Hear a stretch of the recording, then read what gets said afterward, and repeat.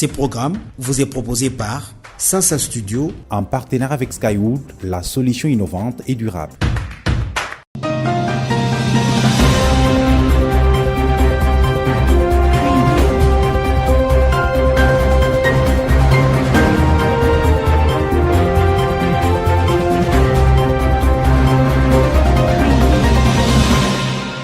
Mesdames et messieurs, très heureuse de vous retrouver dans les comptes de Sasa Magazine, votre rendez-vous hebdomadaire d'information. D'abord, les sommaires. RDC Zambie, les go de l'étude des préfaisabilités du projet des batteries et véhicules électriques lancé à Kinshasa à travers la signature de l'accord cadre. Sasa Magazine. Endocare RDC intensifie les sensibilisations sur l'endométriose à Kinshasa en collaboration avec les clubs des gynécologues dans le but de sauver des vies. RDC Zambie, début d'étude des préfaisabilités du projet des batteries et véhicules électriques. La cérémonie de signature de l'accord cadre a eu lieu à Kinshasa. Suivez. Voilà, ce sont là les documents. C'est sous le haut patronage du président congolais Félix Antoine Tshisekedi que Jean-Michel Sama Lukonde, Premier ministre, a présidé ce lundi 27 mars 2023 la cérémonie de signature de l'accord cadre pour le lancement de l'étude de préfaisabilité de la zone économique spéciale dédiée au projet des chaînes de valeur des batteries et véhicules électriques en RDC.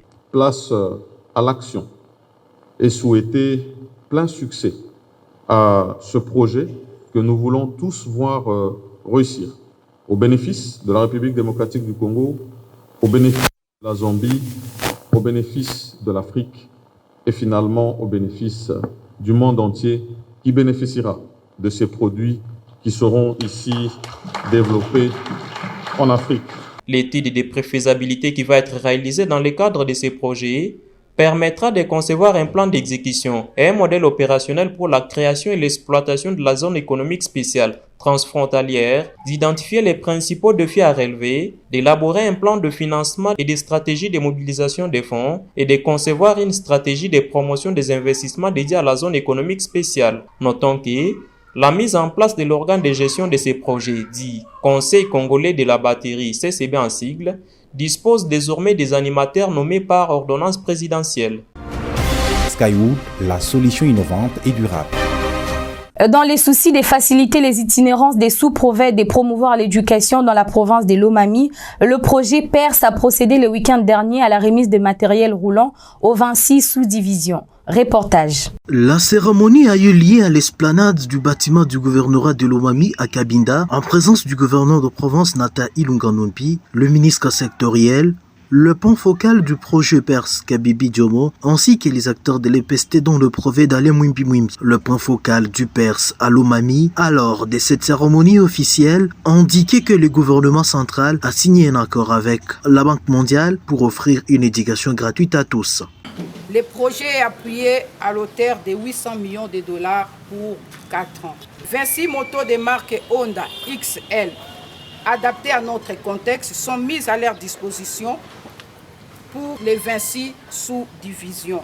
Mais je profite pour solliciter l'implication de l'autorité provinciale, monsieur le gouverneur Nathan Ilunga, au travers de son ministre de ITPR, pour nous faciliter l'octroi des plaques d'immatriculation pour la bonne identification des motos. Devant l'assistance, le brevet de l'EPST Lomami 1A en son nom et en nom de son collègue de Lomami D, mis en garde tout chef des sous-divisions qui se permettrait d'utiliser ces engins à des fins privées ou familiales. Dans son adresse aux bénéficiaires de cette dotation, le numéro 1 de la province de Lomami les a invités à gérer à bon escient ces engins afin de mieux répondre aux attentes de la hiérarchie. C'est une moto de service et non pas un bien qui doit être affecté à vos besoins familiaux.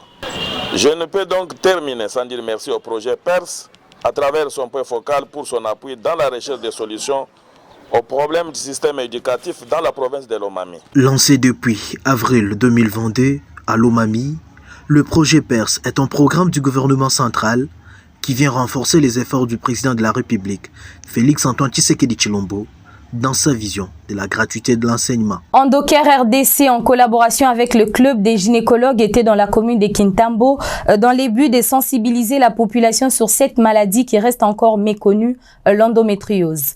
Reportage signé Christivi Nyamabou et Merlin Niwa. Dans le but de sensibiliser le grand public de cette maladie endométriose et de briser le silence qui l'entoure, l'espace Kintambo, cadre choisi cette année, en jaune avec le membre et prestataire de santé de l'ONG Endoker RDC. Cette maladie qui touche une femme sur 10, l'endométriose se présente comme un dysfonctionnement de l'endomètre. Les questions de l'endométriose touchent pratiquement 1 million de personnes. Et les laisser dans le noir sans en parler, sans tabou surtout, je crois que c'est un péché même devant Dieu. Plus nous sensibilisons contre ces fléaux qui tuent à petit feu, mieux ça sera pour une meilleure prise en charge qui serait plutôt adéquate. Le grand public était hétérogène aujourd'hui. Il n'y avait pas que de médecins, nous avons rencontré le commun de mortels, nous avons abordé les questions très pertinentes de l'endométriose et je crois que la moindre des choses serait d'attendre un résultat qui serait plutôt adéquat. Nous avons passé réellement des bons moments, nous avons sensibilisé les gens et vraiment nous avons beaucoup aimé ce cadre autour de ces partenariats. batia association yo maboko po bakita pe na ba province pona ko sensibiliser pona kolongola bato na ignorance. Dans ses objectifs majeurs, l'ONG Endoker plaide pour la prise en charge à temps réel de malades. Tolingi que esika nyonso tu o mama akokende mutu wana azala na information sur endométriose parce que biso peut-être tozana kitambo yo se retrouver tamsu na maluku tolingi te que soko o se retrouver na ba symptômes loka ba règle douloureuse to benga yo oyati na ville tolingi que médecin o kuno azana yo na mingadi yepe ayeba makambo ya endométriose pour que tango okende kuna azwa yo en charge. Donc to sala kapé o esalami o ba bengi formation et puis to sala kamingo ba bengi plaidoyer. Donc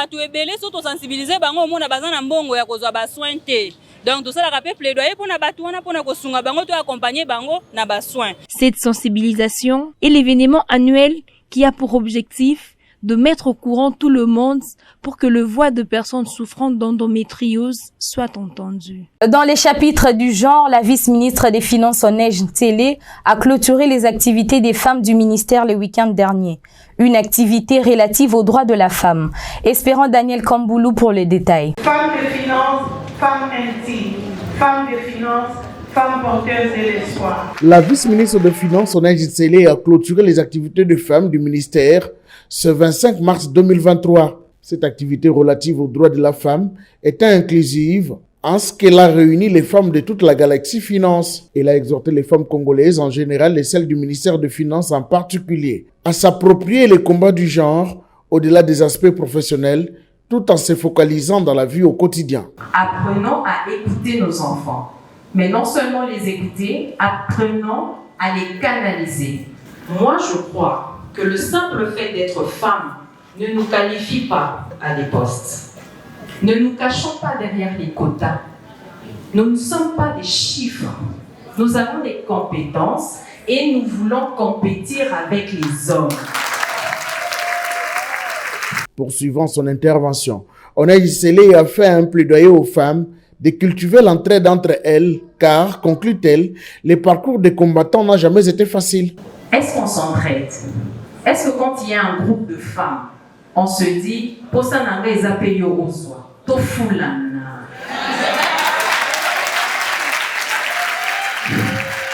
plus nous nous battons, vous et moi, pour faire avancer les choses, faire avancer l'application des lois, faire avancer les conventions collectives dans nos entreprises, en même temps, prenons plus bas, éduquons, formons, encourageons.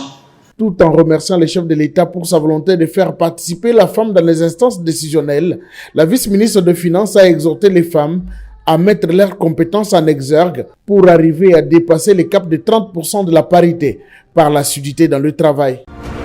Skywood, la solution innovante et durable. Au Kasaï central, le service d'éducation civique, patriotique et d'action sociale SECAS, garnison des Kananga et les centres culturels de la jeunesse ont clôturé le mois de la femme par une conférence débat organisée à l'amphithéâtre de l'Académie militaire des Kananga avec l'appui technique de l'ONG FMMDI. Espérant Daniel Kamboulou et Marlène Kankou pour le reportage. Placé sous les thèmes l'éducation paritaire pour la paix, l'autonomisation et les élections au Kasaï central, cette conférence débat a réuni les élèves officiers filles de l'Académie militaire, les épouses et filles militaires et policières, ainsi que leurs dépendantes. Activité qui est saluée par l'association des épouses des militaires qui ont pris l'engagement de faire bon usage du numérique et d'entreprendre des activités pour leur autonomisation, en soutien à leurs maris servant sous les drapeaux. Julie Massengou est présidente. Je prends l'engagement d'aider nos mamans, d'aider l'épouse des cadres à bien utiliser le numérique, à connaître le principe du numérique, parce que le numérique, nous le prenons dans le bon sens, pas le mauvais sens. Et dans le sens de l'entrepreneuriat, aujourd'hui, nous prenons l'engagement ferme d'aider les femmes à aller de l'avant, dans le sens, il y a quoi entreprendre, kola kisabango, molo, tokoboko la ndenge nini, toko kata bilanga ndenge nini, à partir ya ba enseignement oyo tozui lelo. Pour Nathalie Kambala-Loussé, directrice pays de l'ONG FMMDI, l'une des oratrices, le numérique peut favoriser le retour de la paix s'il est mieux utilisé par la femme. Aujourd'hui, qu'on puisse vraiment revendiquer la paix durable et totale dans notre pays et utiliser le numérique en bon escient et être autonome pour ne pas être dépendant et tomber toujours dans le piège des hommes et aussi participer activement au processus électoral qui pointe à l'horizon. La coordonnatrice du Centre culturel de la jeunesse a salué la prise de conscience chez les femmes. Le seul message que je lance, c'est qu'ils doivent utiliser en bon escient le numérique et penser à leur autonomisation et surtout contribuer à la paix de la RDC. Le directeur du SECAS a eu à expliquer l'objectif et les actions que mènent ces services au sein des forces armées de la République. Des fructueux échanges interactifs et la déclamation des poèmes sur les droits des femmes ont marqué les moments forts de cette activité. Terminons cette édition par ces renforcements des capacités assurés par la Fondation Agir pour un avenir durable et l'ONG Jupiter à l'intention des élèves de l'école Toumaïni.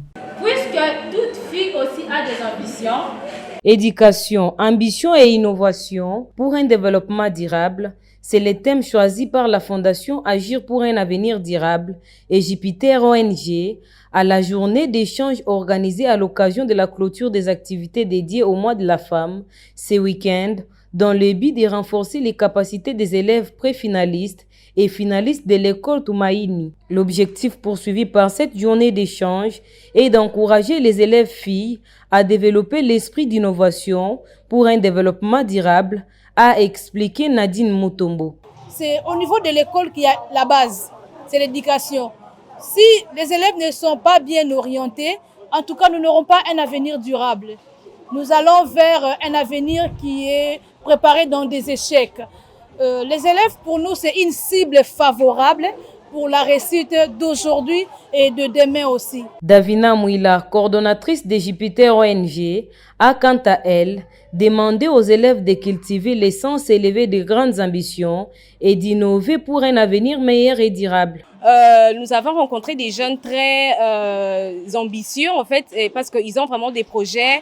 La plupart de ces jeunes ont parlé des projets d'ONG, ont parlé des différentes idées à mettre en œuvre pour contribuer vraiment pour le développement du pays. Et ce que nous avons fait avec eux, c'était de les encourager et de les proposer plusieurs formations dans l'avenir pour les accompagner en fait à mettre en œuvre leurs projets matériellement, financièrement ou même avec par des formations. Une journée qui se clôture par les jeux de questions-réponses et partage d'expériences entre les oratrices et l'Assemblée. C'est l'école Toumaïni de la commune de Lemba qui a servi de cadre à ces assises. Merci d'avoir été des millions à nous suivre. Restez fidèles à C-Direct et tous nos médias partenaires. L'info continue sur notre site internet www.sasastudio.net.